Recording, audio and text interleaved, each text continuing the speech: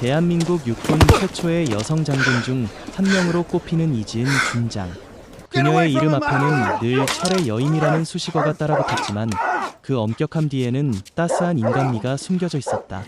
최근 국경 지역의 심상치 않은 움직임을 포착한 상부의 비밀 지령에 따라 이지은 준장은 박선영이라는 가명의 평범한 행상으로 위장한 채 송화강 국경시장에 잠입했다. 그녀의 곁에는 듬직한 진돗개 용맹이가 일반 애견처럼 동행했다. 용맹이는 평범한 진돗개처럼 보였지만 사실 이지은 준장과 오랫동안 호흡을 맞춰온 특수견이었다.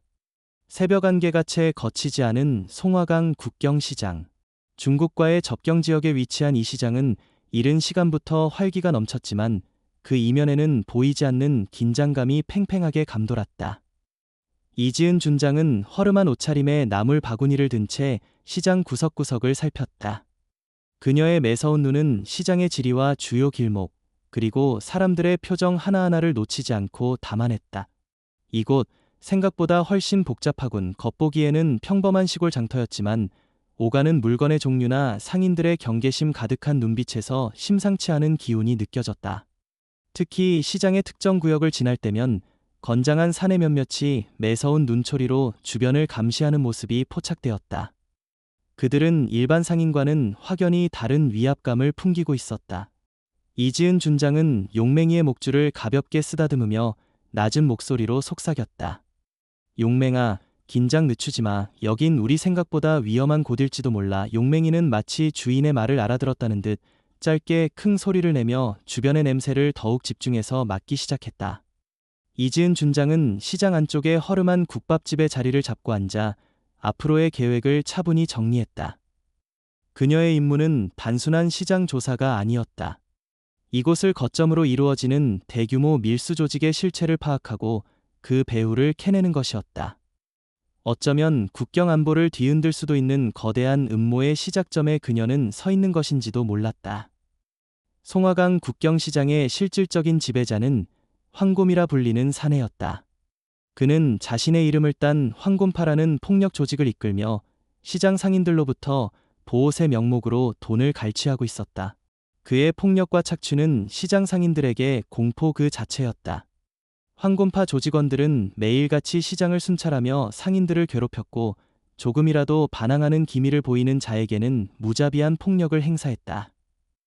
이지은 준장은 위장한 박선영의 모습으로 시장 한쪽에 자리를 잡고 나무를 팔기 시작했다. 그녀는 며칠 동안 황곰파의 행태를 묵묵히 지켜보았다. 그들의 수법은 치밀하고도 잔인했다. 특히 힘없는 노인이나 여성 상인들에게 더욱 가혹하게 구는 모습은 분노를 치밀어 오르게 했다. 어느 날, 한 할머니가 좌판을 버려놓고 힘겹게 채소를 팔고 있었다. 황곰파의 조직원 하나가 다가와 할머니의 돈을 빼앗으려 했다. 할머니가 떨리는 목소리로 사정했지만 조직원은 막무가내였다. 바로 그때 박선영으로 위장한 이지은 준장이 조용히 다가갔다. 그녀는 조직원에게 넉살 좋은 미소를 지으며 말을 걸었다. 총각, 이 할머니 오늘 장사가 영 시원찮은 모양인데 오늘은 좀 봐주면 안 될까? 내가 대신 차 한 잔 대접하지. 조직원은 갑자기 나타난 박선영을 위아래로 훑어보더니 침을 뱉으며 비웃었다. 웬 참견이야. 아줌마. 당신 장사나 잘해. 하지만 박선영은 물러서지 않고 할머니 앞을 막아섰다. 그녀의 눈빛이 순간 차갑게 빛났다. 그 미묘한 변화를 조직원은 눈치채지 못했다. 결국 조직원은 투덜거리며 물러났지만 박선영의 얼굴을 똑똑히 기억해두려는 듯 노려보았다. 이지은 준장은 할머니에게 다가가 따뜻한 물 한 잔을 건네며 위로했다. 할머니, 괜찮으세요? 너무 걱정 마세요. 할머니는 눈물을 글썽이며 고마움을 표했다. 이지은 준장의 마음 한구석이 무겁게 가라앉았다. 국민을 보호해야 할 군인으로서 눈앞에서 벌어지는 불의를 당장이라도 처단하고 싶었지만 더 큰 목표를 위해 인내해야 했다. 용맹이는 그런 주인의 마음을 아는지 모르는지 조용히 그녀의 발치에 엎드려 주변을 경계할 뿐이었다. 밤이 되면 이지은 준장은 낮에 수집한 정보들을 비밀리에 상부에 보고했다. 황곰파의 조직 규모, 행동 패턴, 주요 수입원 등 거대한 그물은 조금씩 그러나 확실하게 조여지고 있었다. 며칠 후 시장에는 더욱 삼엄한 기운이 감돌았다. 황곰이 직접 시장 순찰에 나선다는 소문이 파다했다. 아니나 다를까 정오 무렵 우람한 체구의 황곰이 부하 몇 명을 거느리고 시장에 나타났다. 그의 등장만으로도 상인들은 겁에 질려 숨을 죽였다. 황곰은 거들먹거리며 상인들의 좌판을 발로 툭툭 쳤고 그의 부하들은 보호세를 걷기 시작했다. 이지은 준장, 아니 박선영은 여느 때처럼 나물 바구니 옆에 조용히 앉아 있었다. 그녀의 차례가 되자 황곰의 오른팔로 보이는 자가 다가와 돈을 요구했다. 박선영은 미리 준비한 적은 돈을 내밀었다. 하지만 황곰은 그 돈이 마음에 들지 않는다는 듯 박선영의 바구니를 발로 걷어찼다. 나물들이 흙바닥에 어지럽게 흩어졌다. 이봐, 아줌마. 장사하기 싫어? 요즘 세상 물정을 몰라도 너무 모르는 거 아니야? 황곰이 비릿한 웃음을 흘리며 말했다. 박선영은 묵묵히 흩어진 나무를 주워 담았다. 그녀의 얼굴에는 어떤 감정도 드러나지 않았다. 하지만 용맹, 그녀의 그만! 눈빛은 그 어느 때보다 물러서! 차갑게 빛나고 있었다. 황곰은 그런 박선영의 태도가 마음에 들지 않았다. 그는 박선영의 턱을 거칠게 잡아 올리며 소리쳤다. 내까짓게 감히 날 똑바로 쳐다봐. 여기가 어딘 줄 알고. 순간 시장의 모든 소음이 멎은 듯했다. 모든 상인들의 시선이 한 곳으로 집중되었다. 황곰의 손이 박선영의 뺨을 향해 날아들려는 찰나였다. 바로 그때였다. 박선영이 고개를 살짝 비틀며 황곰의 손을 피했다. 동시에 지금까지 얌전히 엎드려 있던 용맹이가 번개처럼 뛰어올랐다. 크르르릉. 왈. 용맹이의 우렁찬 포효가 시장 한복판에 울려 퍼졌다. 녀석은 날카로운 이빨을 드러내며 황곰의 팔에 매달리려 했으나 황곰 역시 순간적으로 팔을 빼내는 바람에 용맹이의 이빨은 그의 두꺼운 가죽 점퍼만을 스치고 말았다. 하지만 그것만으로도 황곰은 크게 놀라 뒤로 주춤 물러섰다. 순식간에 벌어진 일이었다. 저 개새끼가. 용맹, 그만! 황곰이 당황함과 분노가 뒤섞인 목소리로 소리쳤다.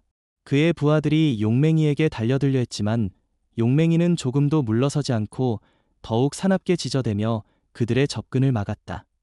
시장은 순식간에 아수라장이 되었다. 상인들은 비명을 지르며 흩어졌고 몇몇은 두려움에 떨며 그 광경을 지켜볼 뿐이었다. 이지은 준장은 이 모든 상황을 침착하게 주시하고 있었다. 그녀는 용맹이에게 눈짓으로 신호를 보냈다. 진정해, 용맹. 아직이야. 용맹이는 주인의 신호를 알아차렸는지 자세를 낮추면서도 여전히 경계심을 풀지 않았다. 황곰은 자신의 위엄이 한낱개 한 마리에게 무너진 것에 대해 극도의 분노를 느꼈다. 그는 옆에 있던 부하의 손에서 쇠파이프를 빼앗아 들었다. 내년이나 그 개새끼나 오늘 둘 다 끝장내주마. 황곰이 쇠파이프를 휘두르며 이지은 준장과 용맹이에게 달려들었다. 이지은 준장의 눈빛이 섬광처럼 빛났다.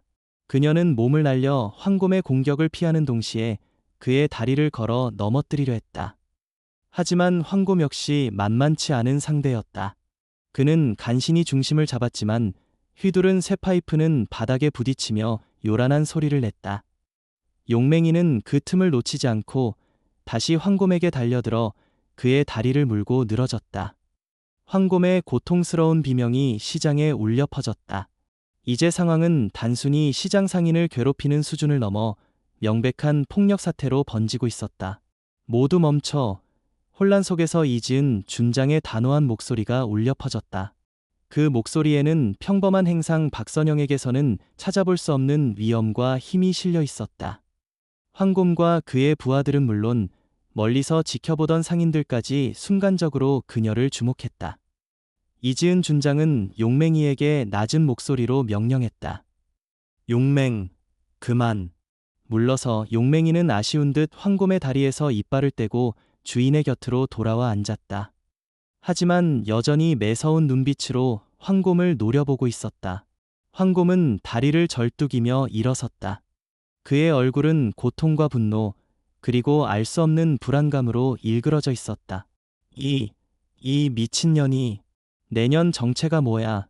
이지은 준장은 흙먼지가 묻은 옷을 털어내지도 않은 채 황곰을 똑바로 응시했다. 그녀의 입가에 차가운 미소가 떠올랐다. 내 놈들이 알 필요 없는 것이다. 그녀는 품속에서 작은 호루라기를 꺼내 들었다. 그것은 일반적인 호루라기가 아니었다. 오직 특수부대만이 사용하는 고주파 신호기였다. 날카로운 호루라기 소리가 시장의 소음을 뚫고 하늘로 퍼져나갔다.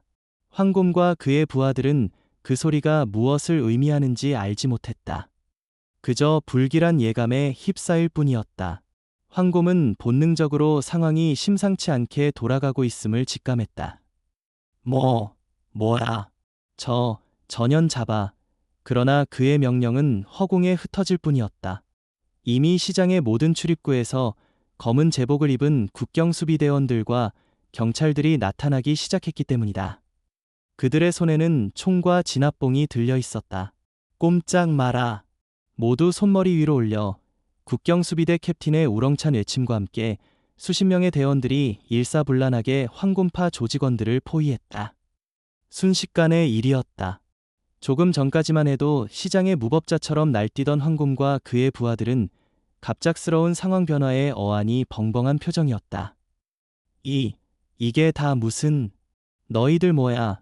황곰이 버럭 소리를 질렀지만 그의 목소리는 이미 힘을 잃고 있었다. 대원들은 신속하게 황곰파 조직원들을 제압하고 수갑을 채웠다. 반항하는 자들은 가차없이 진압봉 세례를 받았다. 시장의 상인들은 두려운 반, 놀라운 반으로 이 모든 광경을 지켜보고 있었다. 그리고 그들의 시선은 자연스럽게 모든 사건의 중심에 서 있는 박선영, 아니 이지은 준장에게로 향했다. 그녀는 조금 전에 허름한 행상 모습은 온데간데 없이 마치 오랜 시간 동안 전장을 누벼온 장군처럼 당당하고 침착한 모습으로 현장을 지휘하고 있었다. 한 국경수비대 장교가 그녀에게 다가가 경례를 붙이며 보고했다. 이지은 준장님, 지시하신 대로 송화강 국경시장 내 불법폭력 조직 황곰파 전원 검거 완료했습니다. 준장님이라는 호칭에 황곰의 눈이 믿을 수 없다는 듯 커졌다. 그는 자신이 시장에서 행패를 부리고 심지어 발로 차고 뺨을 때리려 했던 초라한 행상 아줌마가 사실은 별을 단 장군이었다는 사실에 경악을 금치 못했다. 그의 얼굴은 하얗게 질려갔다. 다른 조직원들 역시 자신들이 누구에게 덤볐던 것인지 깨닫고는 공포에 질린 표정이었다. 이지은 준장은 장교의 보고를 받고 고개를 끄덕였다. 수고했다. 피해 상인들 보호하고 추가 공범 및 여죄에 철저히 수사하도록. 예, 알겠습니다. 정의의 그물은 그렇게 황곰파를 남김없이 올감했다. 그동안 그들의 폭력에 신음했던 시장 상인들은 그제야 안도의 한숨을 내쉬며 서로를 부둥켜 안고 기뻐했다. 어떤 이들은 감격에 겨워 눈물을 흘리기도 했다. 황곰파가 모두 체포되자 송화강 국경시장에는 마치 폭풍이 지나간 후의 고요함 같은 평화가 찾아왔다. 하지만 이전의 공포와 침묵과는 다른 안도감과 희망이 깃든 평화였다. 상인들은 하나둘씩 이지은 준장과 용맹이 주변으로 모여들기 시작했다. 그들의 얼굴에는 두려움 대신 감사와 존경의 빛이 가득했다. 고맙습니다. 정말 고맙습니다. 덕분에 이제 두 발 뻗고 잘 수 있겠습니다. 아까 황곰파에게 괴롭힘을 당했던 할머니는 이지은 준장의 손을 잡고 하염없이 눈물을 흘렸다. 이지은 준장은 할머니의 어깨를 다독이며 따뜻한 미소를 지었다. 이제 걱정 마십시오, 할머니. 다시는 이런 일이 없을 겁니다. 그때 시장의 아이들 몇몇이 수줍은 얼굴로 다가와 이지은 준장과 용맹이에게 들꽃을 한아름 건넸다. 장군님, 용맹이, 고맙습니다. 아이들의 천진난만한 목소리에 이지은 준장의 얼굴에도 잔잔한 미소가 번졌다. 그녀는 허리를 숙여 아이들의 머리를 쓰다듬어 주었다. 국경수비대와 경찰 병력이 철수를 준비하자 이지은 준장도 자리를 떠날 채비를 했다. 그녀는 더 이상 허름한 행상 박선영이 아니었다. 대한민국을 지키는 당당한 장군 이지은의 모습이었다. 용맹이도 주인의 옆에 늠름하게 서서 시장을 둘러보았다. 이지은 준장이 차에 오르려 할 때 놀라운 광경이 펼쳐졌다. 시장의 상인들이 약속이나 한 듯 길 양옆으로 늘어서서 그녀와 용맹이 그리고 떠나는 군과 경찰 병력을 향해 깊이 허리를 숙여 인사하는 것이었다. 마치 영화의 한 장면처럼 소리 없는 존경과 감사의 물결이 시장 전체를 뒤덮었다. 그 어떤 훈장이나 표창보다도 값진 순간이었다. 차에 오른 이지은 준장은 창밖으로 멀어지는 시장의 모습을 바라보았다. 아직 어둠이 채 가시지 않은 새벽이었지만 그녀의 마음속에는 이미 밝은 희망의 빛이 떠오르고 있었다. 그녀의 옆자리에는 용맹이가 만족스러운 듯 고개를 끄덕이며 앉아 있었다.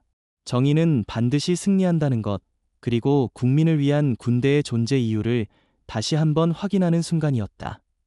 송화강 국경시장에 새로운 새벽이 밝아오고 있었다.